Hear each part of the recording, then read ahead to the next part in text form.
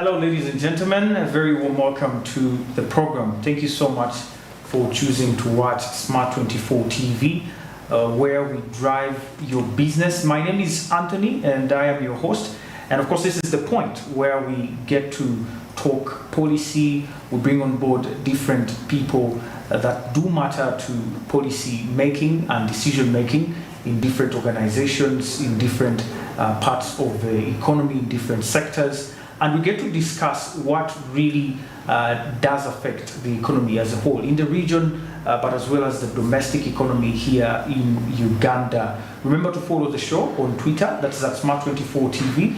And as well, you can follow me personally at Anthony Sebale and get to catch the matters live as they unfold. Now, today, the East African community integration is a big debate, and many people have urged us to actually unite, including the president himself, advocating for a unity of trade, a unity of our region in as far as socio-economic transformation is concerned.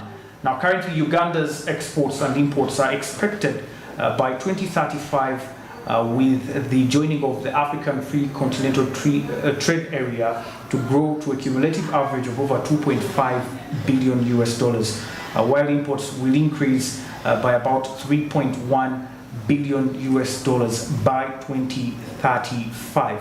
However, before we look at the big picture of the African integration into that continental free trade area, we must, of course, make steps towards the East African regional integration. And there has been a lot of contention of whether Uganda is actually yet to benefit from the East African community integration, with some arguing that there is more to lose than to gain. Well, today we are here to discuss matters concerning integration and our, of course, involvement in this process. And I'm joined by two amazing people, and one of them being Honorable Sheila, who is from the East African Sub-Regional Support Initiative for the Advancement of Women. That is, she is the executive director, but also she's an activist, a journalist, quite a diverse woman here for you. Thank you for coming, and you're most welcome. Thank you very much, Anthony, and good evening, viewers. And I'm also, by the way, an entrepreneur and businesswoman. Absolutely. So, wow. You have a coat of many colors. Yes, really. I'm so happy to be here with you this evening. Thanks, Smart24, for inviting. Wow, thank you. Yeah. And I also have Mr. Jemba there, who is our friend here at Smart24 TV. He is the spokesperson of Kasita Traders Union there in Kampala. You're most welcome, Jemba, once again to the show. Thank you very much, Anthony. Yeah. Good evening, viewers. Just allow me to take the opportunity to commiserate with people who have lost their loved ones, people who are going through difficult times, a lot of challenges, as we can all know. What is happening with the downturn of the economy, not only here but globally. And not forgetting the effects of lockdown due to COVID pandemic.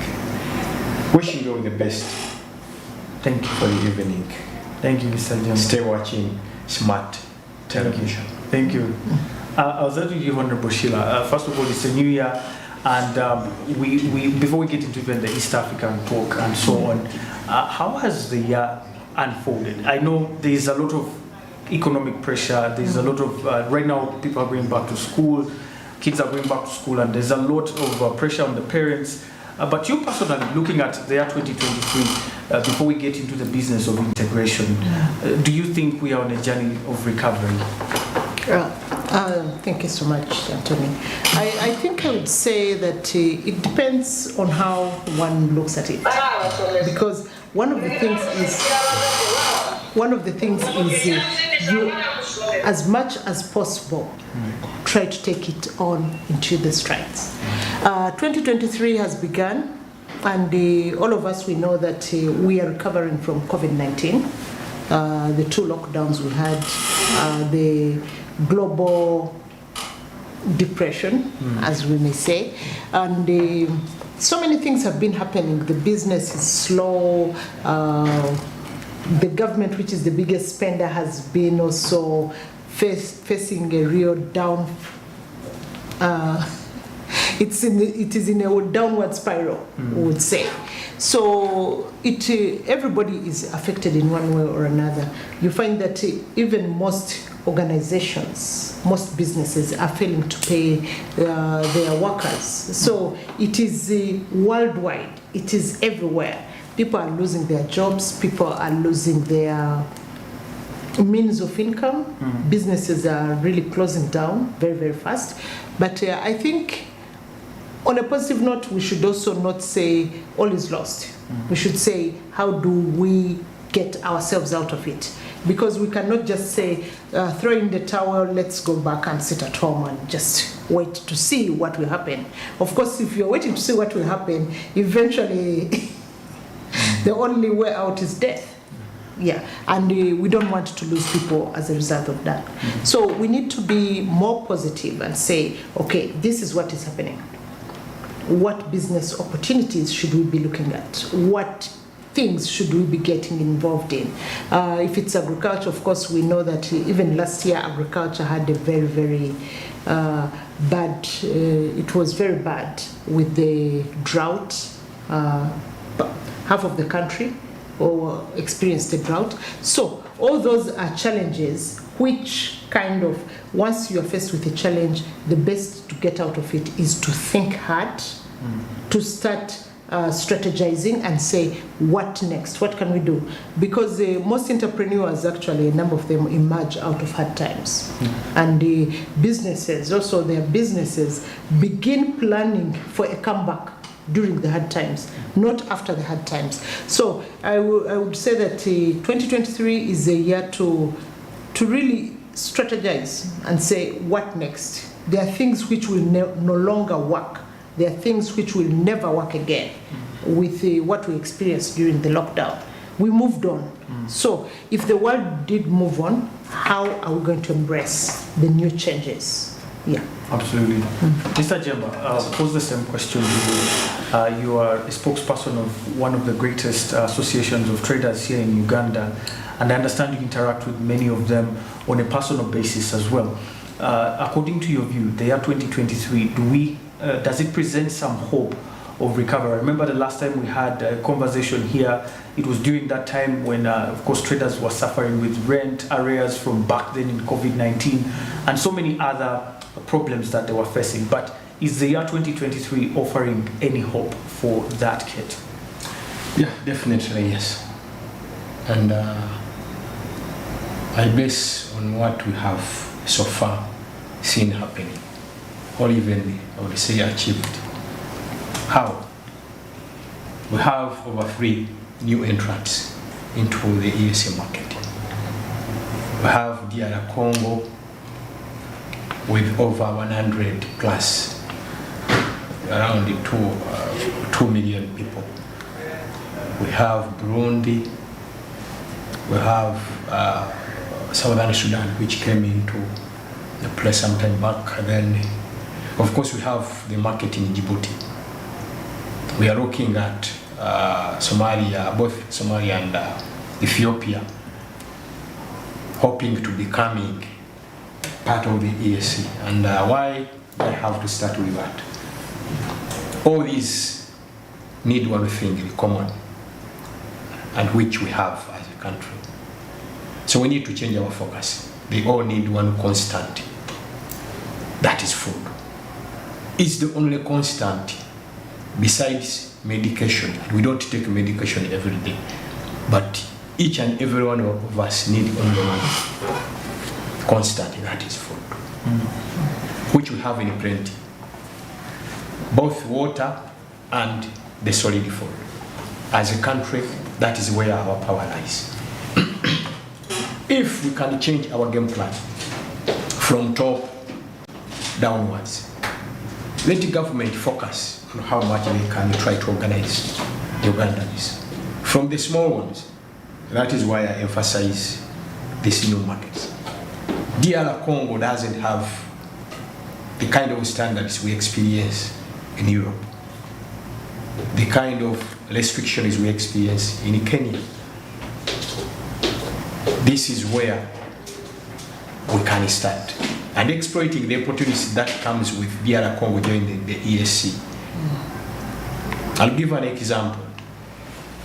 During the signing of the protocol in DR Congo, an intrigue that went with the president from the private sector. A lady entered a salon trying to plait the hair. But after the final touches, do you know how much she was demanded to pay? Or you don't know?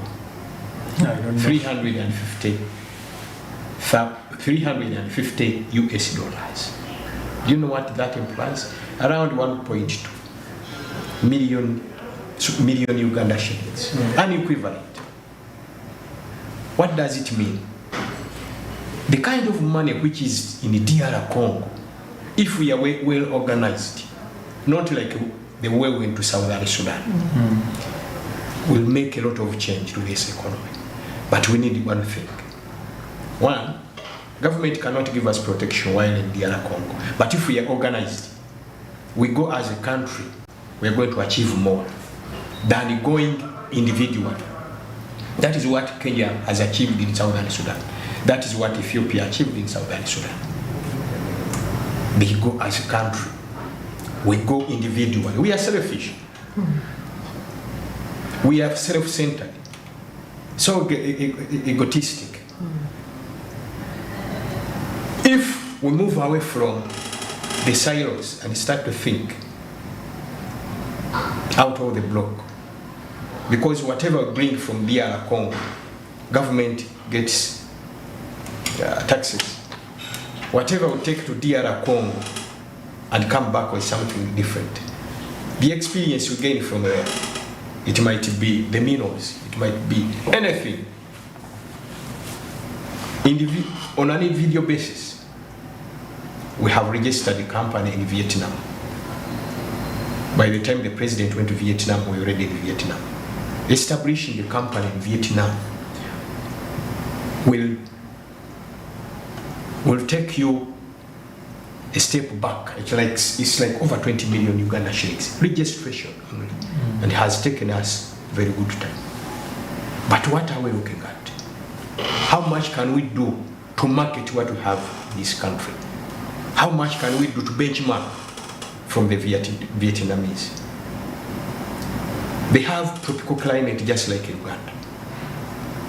What they lack is the kind of water, clean water, which we have in plenty. Whatever they are doing, we can do. Where we get a ton of coffee, they will get 5 tons of coffee.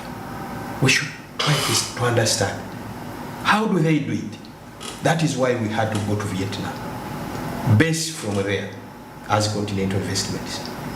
How can we make the two citizens work together? Because we have a lot in common. So if we can try and capitalize on what the president has just signed in as protocols, on the side of trading, a lot can be achieved. We have the common market in place. What is failing the common market, or what is failing Ugandans is to benefit from all these arrangements? Our mindset. Absolutely. It's about the mindset. But what can we do with the mindset?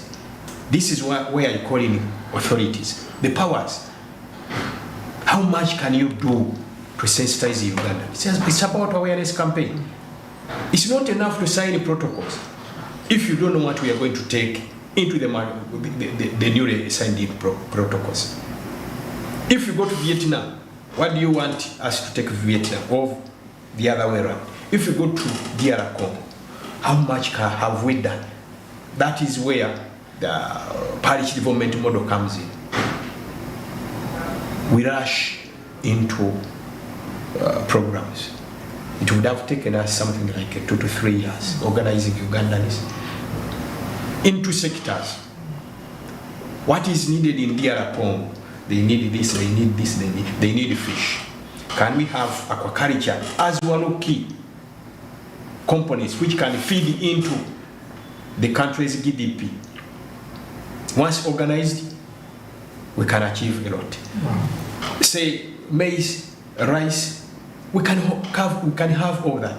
I've been reading about what the Minister of Agriculture was saying some time back. He was identifying avocado, he was identifying macadamia and cashew nuts as substitutions to some of the cash crops we have been relying on, which is very, very critical and very important. But it's not enough to talk about it. Can we do soil sampling? Know which areas can? It's not about because Tanzania they are planting macadamia everywhere. Can we say in northern Uganda or eastern Uganda the soil is good for fruits?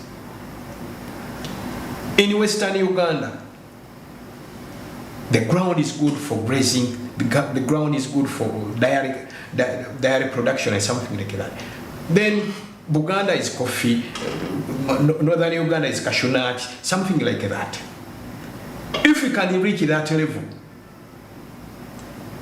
get analysis of the different soil in the country, a lot can be achieved. But minus that, yes, failure to organize Ugandans, we are going to keep signing protocols. They end up with the dust in the shelves. We want them to be practically put into place. Thank you, Mr. Jemba, for that submission. We want to take a short break, but before we go in there, when we come back, there's some things that do come in place and threaten our integration. For example, when last year, 2021, and the subsequent years before 2021, in 2019, there was a ban on Ugandan milk, which is not new to our eyes. And in 2020, Kenya also followed up with a ban on Ugandan sugar against an earlier agreement to increase Uganda's exports to Kenya. And a couple of these have started brewing an unhealthy kind of relationship, which hasn't been in sight actually for quite some time.